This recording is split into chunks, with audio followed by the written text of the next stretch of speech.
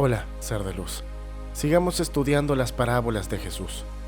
Hoy te traigo la parábola 17, el siervo despiadado, la liberación a través del perdón. El texto bíblico dice, Jesús contó, por eso el reino de los cielos es semejante a un rey que quiso ajustar cuentas con sus siervos. Al comenzar, le fue presentado uno que le debía 10,000 talentos. No teniendo él con qué pagar, su señor ordenó venderlo a él, con su mujer e hijos. El siervo postrado suplicó, «Ten paciencia conmigo, todo te lo pagaré».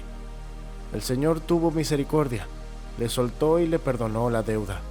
Pero al salir, aquel siervo halló a un consiervo que le debía 100 denarios. Agarrándole, le ahogaba diciendo, «Paga lo que debes». Su compañero suplicaba, «Ten paciencia y te pagaré». Mas él no quiso y lo echó en prisión hasta pagar. Enterado el Señor, lo llamó y le dijo, «Siervo malvado, toda aquella deuda te perdoné. ¿No debías tú compadecerte de tu compañero como yo de ti?» Y enojado, lo entregó a verdugos hasta pagar todo. Mateo 18, del 23 al 34. Explicación simbólica. Esta dramática parábola nos ofrece una enseñanza central sobre la misericordia y el karma del perdón.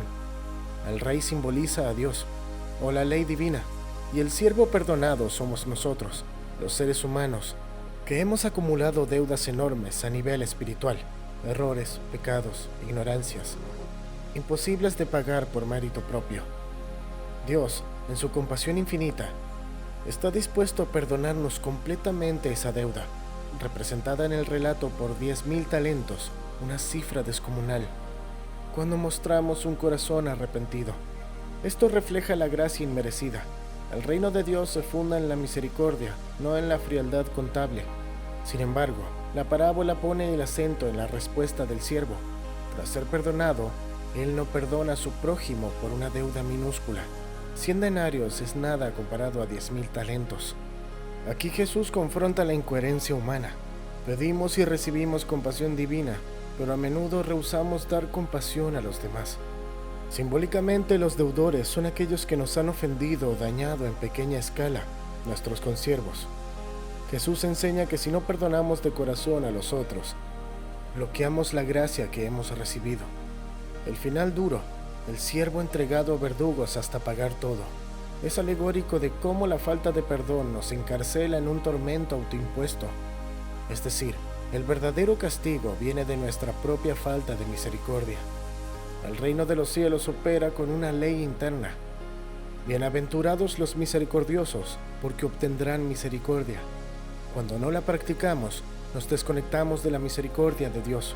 Por eso Jesús cierra la parábola, versículo 35, diciendo, «Así hará con vosotros mi Padre Celestial, si no perdonáis de corazón cada uno a su hermano». En clave más profunda, el perdón es presentado como camino de liberación espiritual. El siervo inicialmente debía ser vendido, esclavitud kármica, pero el perdón del rey lo libera, salvación. Sin embargo, para mantener esa libertad, debía imitar la compasión recibida. En términos energéticos y morales, cuando guardamos rencor o exigencia implacable hacia otro, recaemos bajo la ley implacable nosotros mismos. La parábola contrasta la economía divina, basada en gracia incalculable, con la mezquina economía humana. Contar centavo a centavo las ofensas.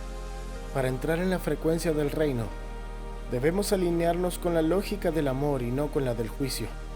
En síntesis, hemos sido perdonados en lo grande, perdonemos en lo pequeño. Solo así rompemos la cadena del karma negativo y experimentamos la liberación del reino. Etapa iniciática del alma. En el viaje iniciático, esta historia corresponde a la etapa de apertura del corazón y purificación emocional profunda. Tras progresar en discernimiento y verdad, el discípulo se enfrenta ahora al desafío de la compasión activa y el perdón radical. Muchos aspirantes pueden avanzar en conocimiento y disciplina, pero el verdadero paso hacia niveles superiores de conciencia ocurre cuando se trasciende el resentimiento y el juicio hacia los demás. Podemos ubicar esta etapa como un requisito para la iluminación del corazón, la morada del amor.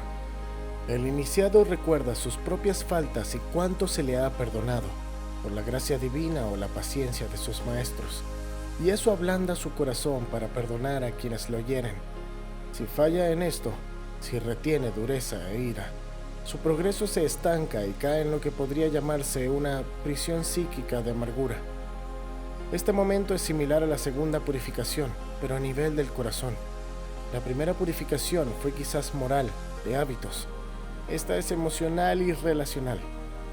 Para muchos, perdonar antiguas heridas o ofensas es una noche oscura en sí misma. Remover el dolor, la sensación de injusticia, para bañar todo en comprensión y amor. Pero es indispensable, porque el no perdón es un peso kármico tremendo, una deuda no saldada que ata al alma a niveles bajos. Los maestros señalan que en las iniciaciones superiores, el aspirante debe haber perdonado absolutamente a todos los que le hicieron daño y también haberse perdonado a sí mismo. El siervo de la parábola fracasó y quedó atado a sus verdugos. Esto nos alerta: un iniciado que no cultiva la compasión puede volverse un místico oscuro, severo y orgulloso, preso de sus propias sombras. En cambio, quien logra perdonar de corazón da un salto cuántico hacia la liberación del ego. Su identidad se desplaza de ser víctima a juez a ser puro amor. Esta etapa marca a menudo la entrada en estados de conciencia más unitarias, ver a Dios en el otro. En la senda cristiana mística, corresponde a la imitación de Cristo en la cruz, que perdona a sus verdugos. Es la apertura del chakra cárdico en toda su intensidad, compasión crística. Tras superar esta prueba, el alma está lista para adentrarse en la iluminación mental o incluso la unión divina, porque ya no carga rencores que la amarren a la dualidad yo-otro. Ha aprendido que perdonar es hacerse libre. Comparaciones interreligiosas.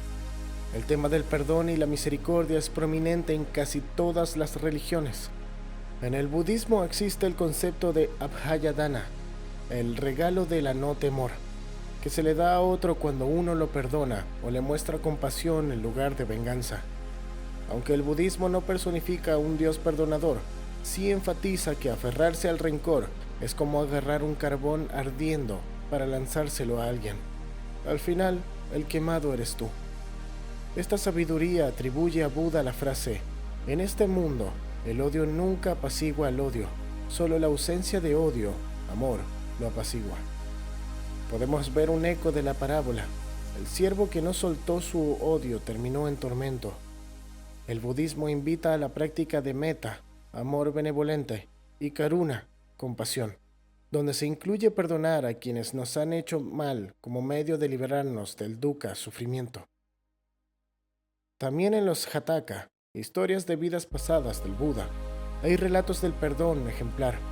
En una vida, Buda era un rey que perdonó al hombre que le había cortado las manos y pies en tortura, mostrando así la virtud suprema del Kshanti, paciencia, forgiveness.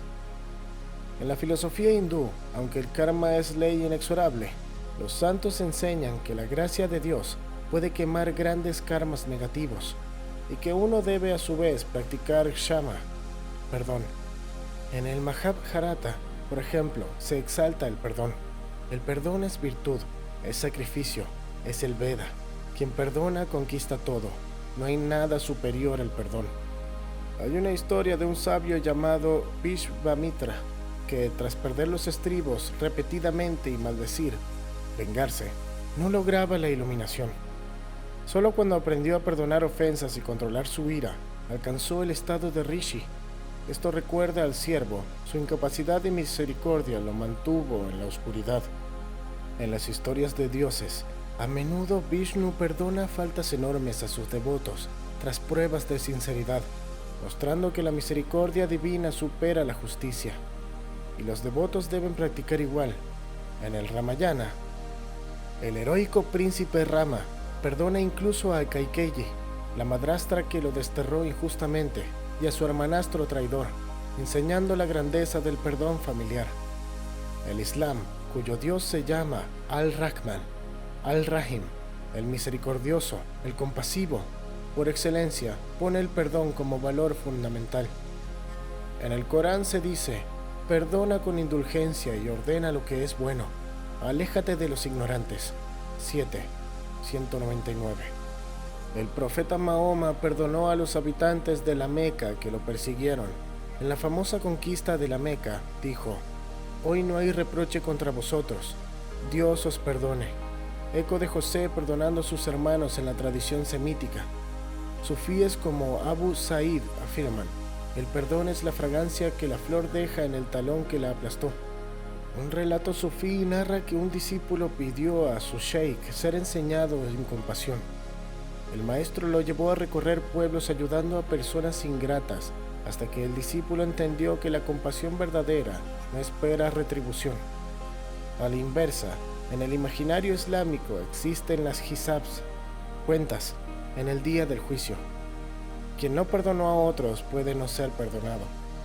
Un hadith dice: quien no muestra misericordia a las personas, Alá no le mostrará misericordia a él.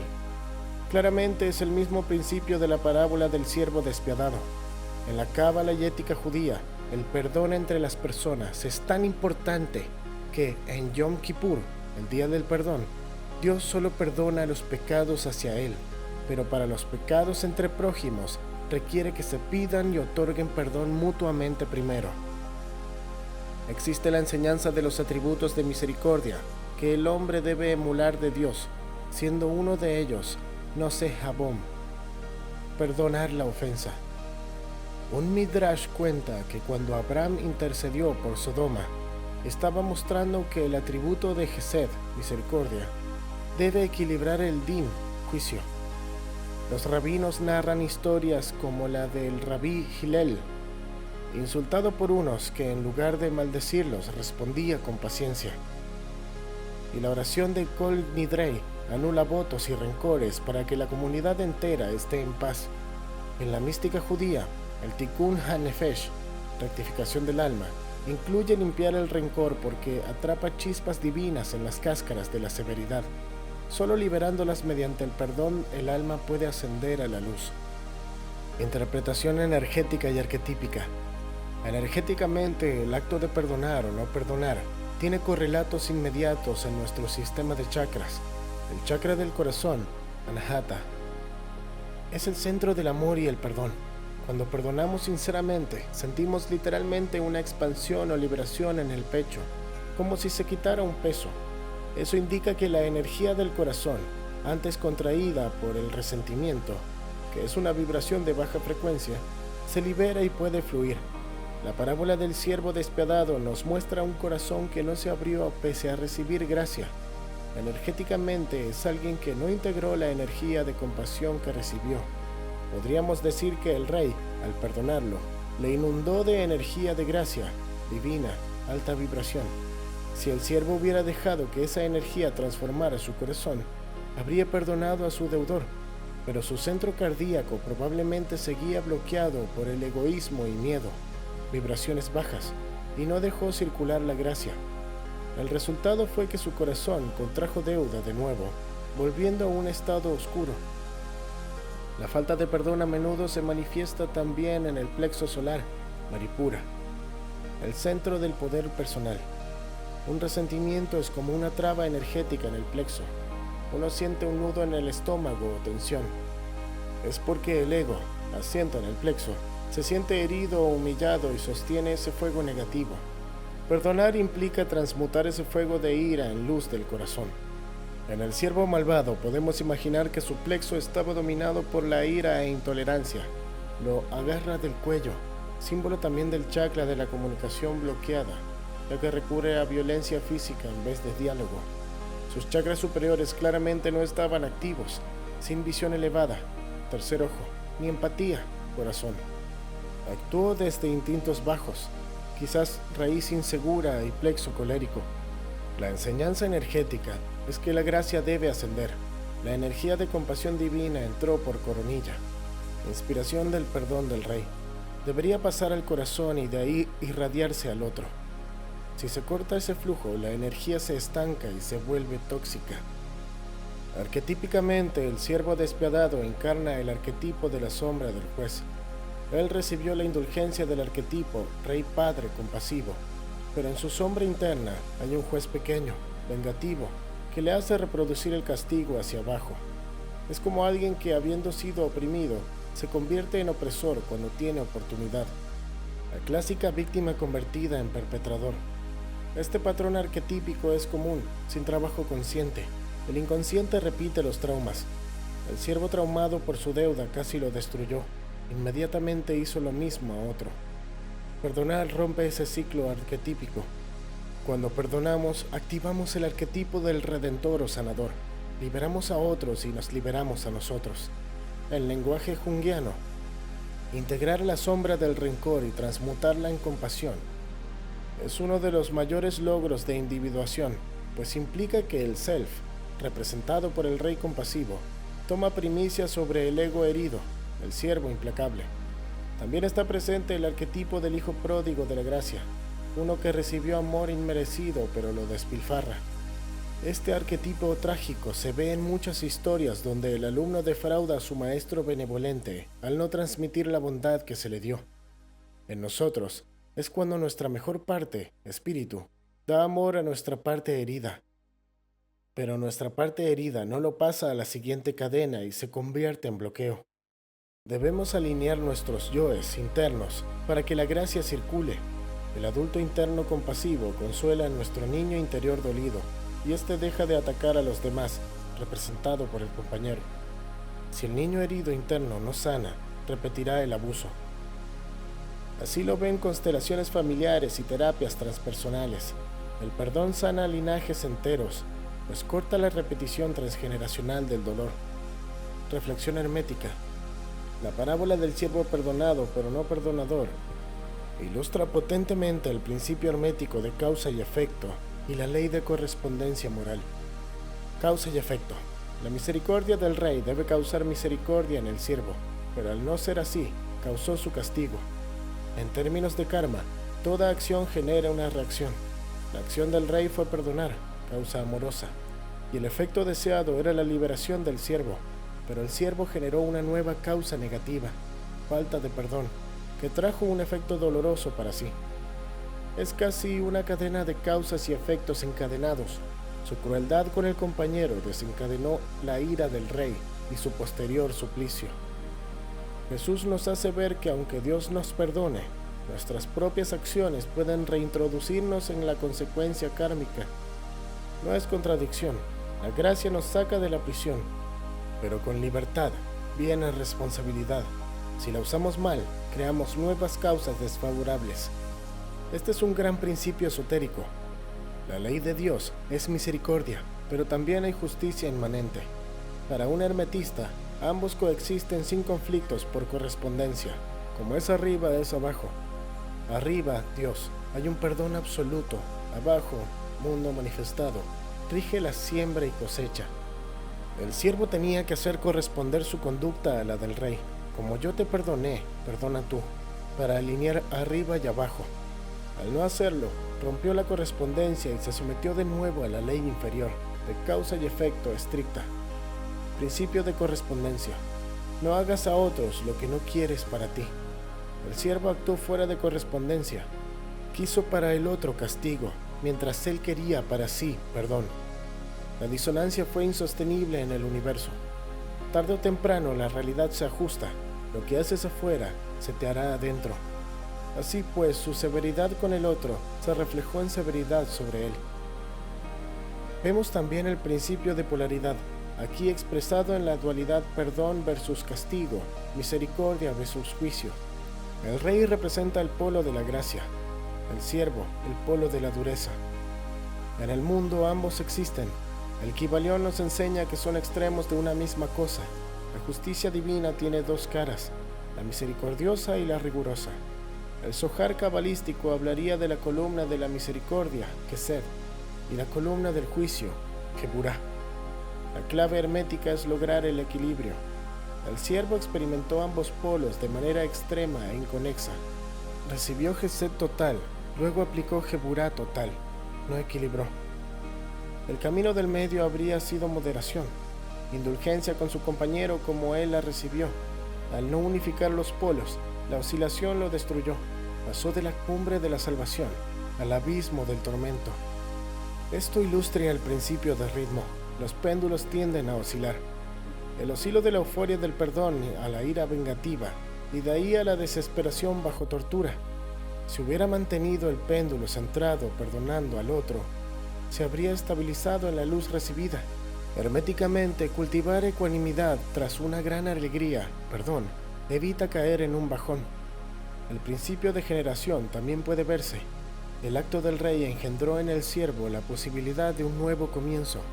Era un renacimiento simbólico del siervo, libre de deuda, igual a nacido de nuevo. Pero el siervo no permitió que esa semilla germinara en más misericordia. En cambio, generó maldad.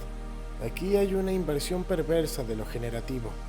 En vez de propagar la gracia, propaga la crueldad.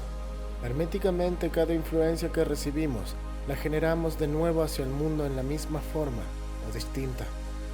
La elección del iniciado es transmutar cualquier energía. Si recibo amor, debo multiplicar ese amor repartiéndolo, generación positiva. Si recibo injuria, en vez de devolverla igual, generar más mal, la transmuto en paciencia y genero bien. El siervo falló en generar bien a partir del bien recibido, violando el ritmo generativo de la virtud. Así, la energía amorosa que recibió se estancó y degeneró, volviendo a su origen para corregirlo. La alquimia interna aquí es clara. El perdón es un agente alquímico que disuelve la sal de la deuda. El rey con su perdón realizó una disolución alquímica de la pesada deuda, plomo kármico, transformándola en nada, espíritu ligero. Esa es la gran obra de la misericordia actuando sobre el siervo. El segundo acto debería haber sido una coagulatio amorosa, concretar esa transmutación perdonando al otro, haciendo tangible la nueva sustancia del amor en la realidad. Lamentablemente, el siervo reintrodujo plomo al sistema.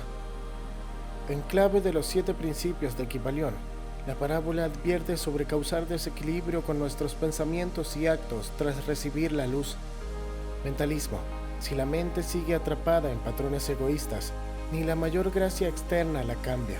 Debemos cambiar la mentalidad, la compasión para mantener la vibración recibida. En conclusión, el siervo despiadado nos revela que el reino de Dios opera bajo la ley del amor y que para permanecer en ese reino debemos vibrar en esa misma frecuencia. El perdón es la llave que nos afina con la misericordia divina.